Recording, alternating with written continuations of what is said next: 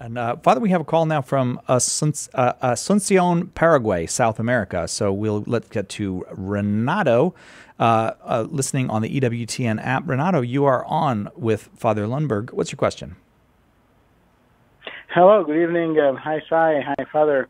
I wanted to ask you regarding, because I have 8 children, and some of them are already beginning to look into the things of God and learning about, the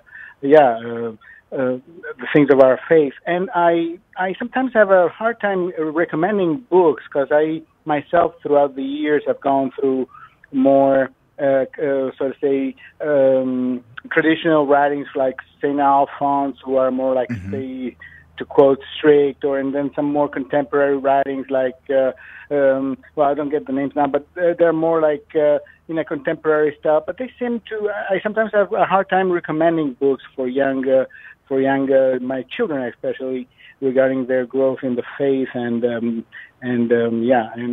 getting to know Jesus Christ. Well, Father, what works with the young people who you work with as far as books? Couple things. There's a book by Matthew Kelly called Resisting Happiness, which is one of his latest books. And that's very good because I think essentially either using an argument for happiness or for beauty are ways to speak to people today, because people often have a hard time following intellectual arguments about the faith, just for a lot of reasons, because of our education and our culture. So, but people do want to be happy, and God has hardwired us to be happy. St. Thomas Aquinas, in his section on law, Bishop Barron points this out. When he gets to this question about what the law is about, he spends 100 questions talking about the nature of beatitude or just happiness. So all the things we enjoy that make us happy are passing away, but God has hardwired us to be eternally happy, and that hunger is within us.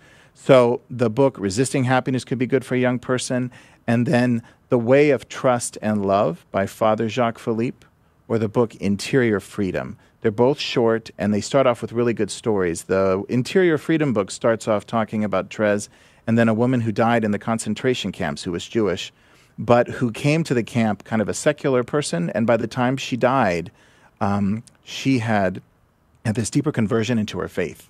Viktor Frankl, in his book Man's Search for Meaning, I wouldn't necessarily recommend it to a teen, but he talks about that in the concentration camps where he survived, he saw people who walked into barbed wire fences that were electrocuted so that they could commit suicide because they had given up hope. He also saw people in the camps who went to their death in the gas chambers singing hymns to God. And he said the difference was a person who has a reason to live lives. Bishop Sheen's famous show, Life is Worth Living. So Resisting Happiness or The Gospel of Happiness, I forget his last name right now, that's a good book that's out now, or Interior Freedom, or The Way of Trust and Love by Jacques Philippe. So Resisting Happiness is Matthew Kelly. Matthew Kelly, yeah. Okay, and then I got to look up really quick. I can look up for you The Gospel of Happiness. The Jacques Philippe titles, I'm sure you. The 2 books there are Trustful Surrender and Interior Freedom.